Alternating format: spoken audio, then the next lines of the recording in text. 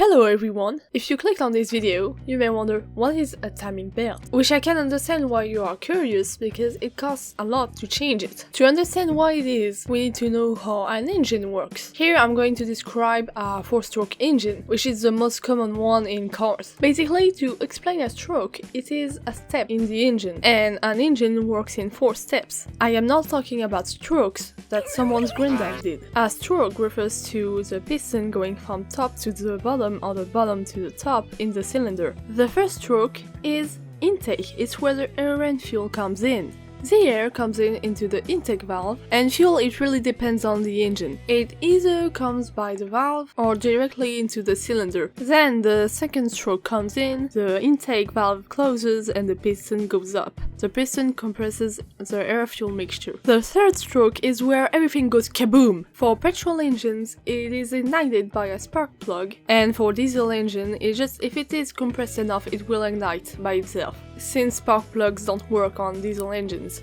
it is this step that gives your car power and goes fast, and the combustion pushes the piston down. Then there is the final stroke, the exhaust. The exhaust valve opens and the piston pushes the burnt gases out, since those are useless now. Now, explaining slowly, it may seem slow, but in reality, it goes very fast. Every time the piston goes up and there's still a valve open, it's every time a close call. It is perfectly timed to be sure that the piston doesn't touch the valves. So you may ask, but how are they timed? It's so close every time! Well, don't worry, there's something called the timing belt. And don't confuse the timing belt with an accessory belt. Those things do not do the same thing at all. The accessory belts are the one you can see in the engine bay that don't need a cover removed to see them. The timing belt is connected to the crankshaft and the camshaft. The camshaft is directly connected to the valve, and the crankshaft is directly connected with the pistons. So to avoid timing issues, they decided to just put a rubber belt. So with the rubber belt, everything is timed perfectly and doesn't hit each other.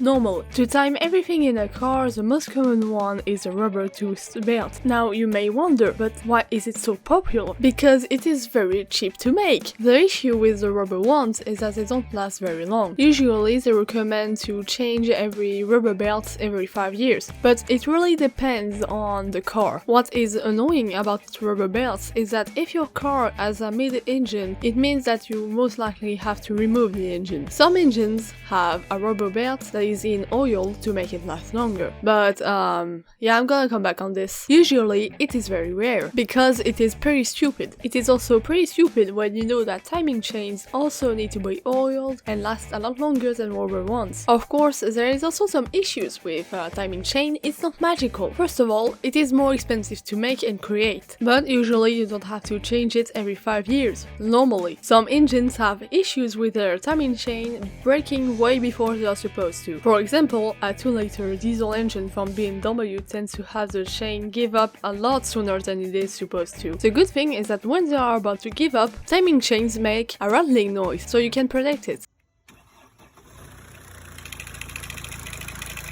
And don't ignore the noise, because I know a timing chain replacement is expensive, but replacing an engine is even more expensive. There is even an even more reliable alternative to rubber belts and timing chains. It is called the timing gears. It is way more reliable, which means also it is way more expensive to make. You mostly find them in high-end sports cars like Ferraris and stuff like that, so it is very rare. Also, a fun thing about them is that when they give up, it's without warning, so it's pretty funny. You may also wonder what happens when my timing belt or chain gives up.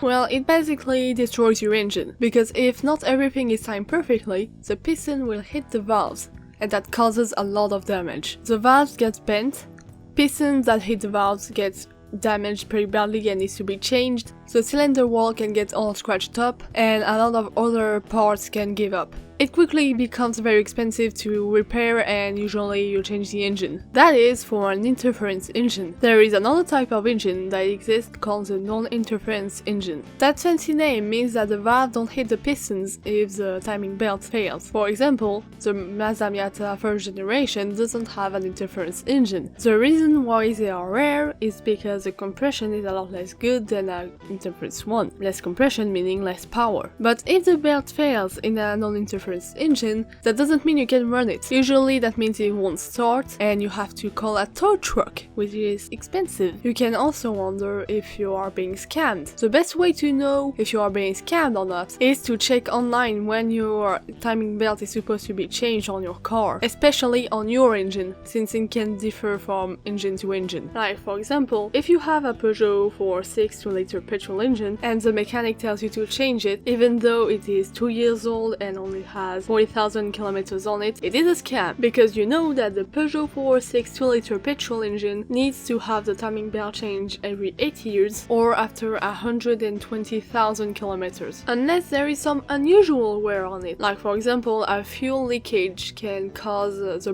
rubber to break down a lot faster, or there is a problem within the engine conception. Like for example, the 1.2 liter PureTech by Peugeot, which had cases of timing belts giving up after 50,000 kilometers, even though Peugeot recommends to change it every 6 years or 100,000 kilometers. In this situation, if you have an Opel or a Citroën or a Peugeot with this engine, throw it away. Buy a Peugeot 206 since it's a lot more reliable. You may wonder why does it break down so fast? Well, because it is a wet timing belt, meaning the timing belt is in oil, and there is an issue where the fuel gets mixed up with the oil, which makes the oil acidic, and the mixture causes the rubber to break down very fast. And the timing belt is made out of rubber! And you know what's worse with this engine? It exists since 2013. So every petrol, Peugeot, Citroën and Opel tends to be very unreliable for this reason. Like Peugeot created the TU engines,